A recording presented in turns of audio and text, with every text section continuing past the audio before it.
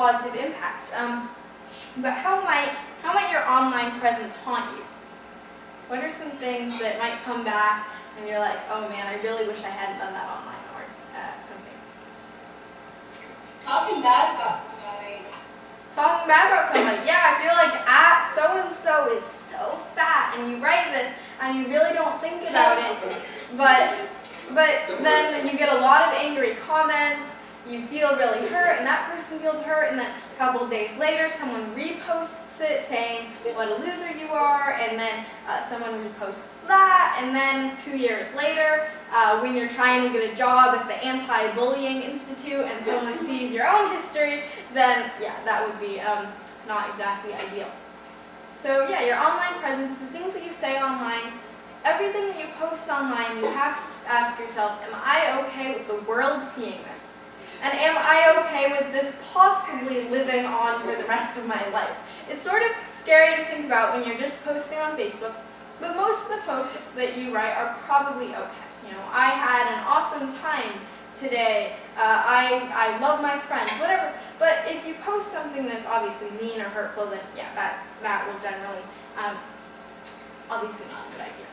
Now let's take a look at the unfortunate example of Annabelle Scurfy, who has this blog, Scurfy Cat, underneath, I am hot. And then this blog says, bored. I am so bored. I'm supposed to be doing my homework, but of course I am not. Luckily, my mom does not know that I'm getting a D in math. I told her I thought I was getting a B, and she said, you could do better than that. She is always going on about some cousin of mine, Chester Scurfy, who is like a banker of something and super successful, whatever. He is probably lame. So, look at this blog. This is actually a fake blog. It's not a real person, thankfully. But this is an open blog. You can just find it, scurfycat.blogspot.com again, and you'll find all these posts. And it's obviously, if anyone, some of you may have blogs, and you might write about all the things that go on after school and how bored you are, or how, or I don't know, how you, I don't know, whatever you guys do that you wouldn't want your parents to know about. Maybe you went to a party when you said that you were going to be at the library, okay, for instance. And let's say that you write a blog and you sort of forget about it, and then 2 years later, your parents come upon it and decide that they're not going to give you a present because they, or sorry, not 2 years later, maybe 2 months later, they decide that they're not going to give you a birthday present because they're so disappointed in you. I don't know, that's just an example, but what you post on a blog can be seen by sometimes an even wider audience than something that you post on your friend's wall on Facebook, because many people, things that are on blogs will come up usually if you search for them in a search engine, so that's definitely something to be aware of. Don't write something on a blog if it's not something that you would want to shout to the world standing in the middle of the street. So yeah, that's a good thing to be aware of. Obviously, there's also other problems. The punctuation and grammar is really messed up. So if you don't want to be embarrassed online, use at least decent grammar. So don't be like having your words out of order. I know that there's some things where you might not capitalize everything. That can go unnoticed, but if you're just way out, then Alec Austin and Alex Shea, come to the office, please. Alec Austin and Alex Shea, come to the office. Thank you. Because what you post in the internet is really the mark that you leave on the world, and you want to make sure that mark is something that you're not going to be embarrassed by. To wrap up on the presentation, you want to make sure that you're leaving a clean digital footprint. And here's a recipe for a clean digital footprint. Take care of your writing, your punctuation, your grammar. Make sure that your writing is easy to understand, not sloppy and lacking punctuation. And think before you post. This is really important because if you post something carelessly without thinking about it, it can have consequences that will last for a very long time. And if you post using your real name, make sure your posts are something you want sitting on the web for the next 100 years, that you're okay with that. If you post under a username, make sure it's not traceable to your own name. So if you don't want people to know that it's you, then use a username that probably isn't too close to your own name. My name's Adora Sweetalk. I would not want to use a username, A Sweetalk. That's just too easy to look up and get my website up or something. So if you have an online journal or profile and you only want a group of friends or a group of family to see it, be sure to set your user settings to private. And you can do this really easily, like on Blogger, just setting permissions and deciding who will be able to read it. Don't post incriminating photographs or video even under a false name. Even if you're using a username, even if you're not using your own name, don't ever post something that you wouldn't want to be traced back to you, because it is possible to trace things back to people, again, even when you're using a username. Your digital footprint includes more than what you say about yourself. It also includes what other people say about you. So how would you control what other people say about you online?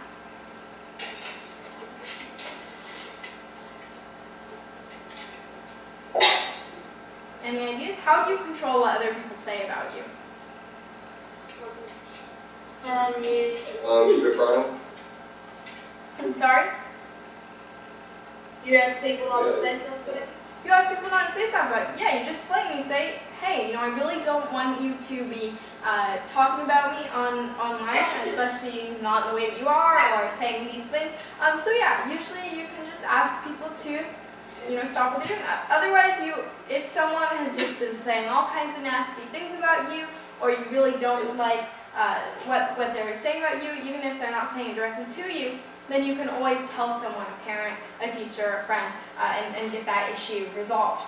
If you follow basic etiquette and basic netiquette, people are less likely to cause problems to you online. In other words, if you're very nice and you don't do anything to hurt other people, you don't criticize other people online, then they're probably not going to go after you. So what is basic netiquette?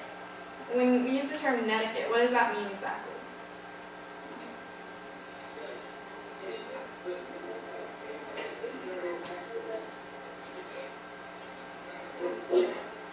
Netiquette is net etiquette, so etiquette is like the manners that you would you would want to make sure that you follow. So just like in real life, you're not going to be picking your teeth at dinner or flossing or I don't know, stuff you don't do at dinner. You're not going to floss your teeth at your grandma's Sunday dinner. Just like that, there are certain things that are the flossing your teeth at dinner equivalents online. You want to make sure that you're not writing to anybody in all caps, even if you mean it to be, even if you're not angry, it can come across as angry if you're writing in all caps. So make sure that they understand, if you want to write in all caps, that you're being funny. Because a lot of things, you say them and they might come out funny, but when you type them, they may sound different. So make sure that your meaning is understood. What are some other things in netiquette? What are some things you would never do online?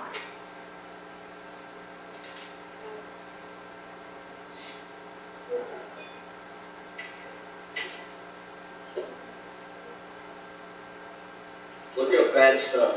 Look up bad stuff, yeah. You don't want to go to junk websites. Obviously being careful also about downloading viruses by accident. Yeah, that's definitely basic etiquette, especially if you're using somebody else's computer. There's no better gift to give someone than, hey, I accidentally went to this really junky website and it downloaded a virus on your computer. That would just really not make anyone's day there. So yeah, definitely being respectful of your own computer as well as others, and what else? What else would you want to do? Basic netiquette.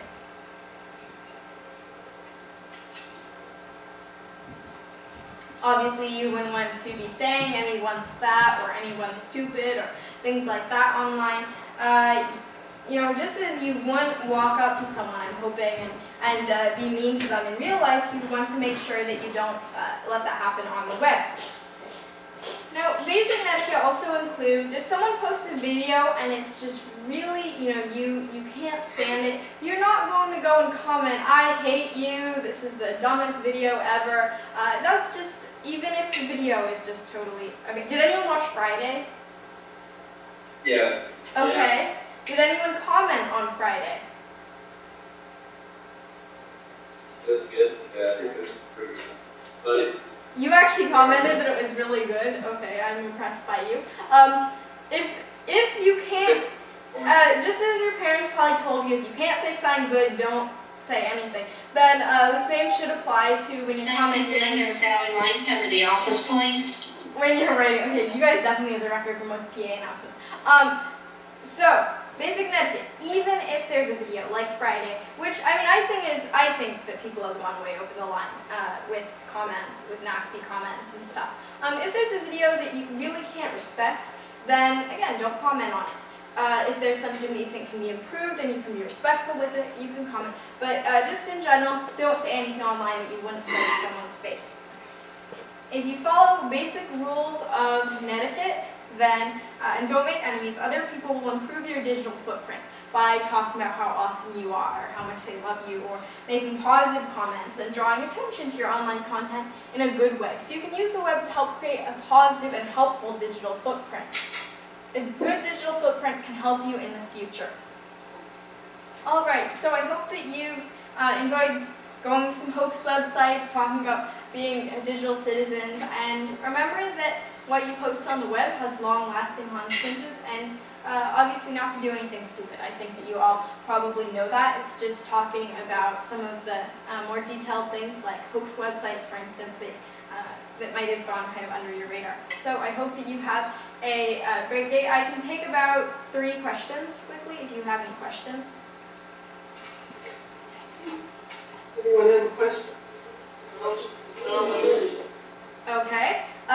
So yeah, just I hope that you just remember this, and when you're going online today, to keep some of those things in mind. Have a great day, everybody.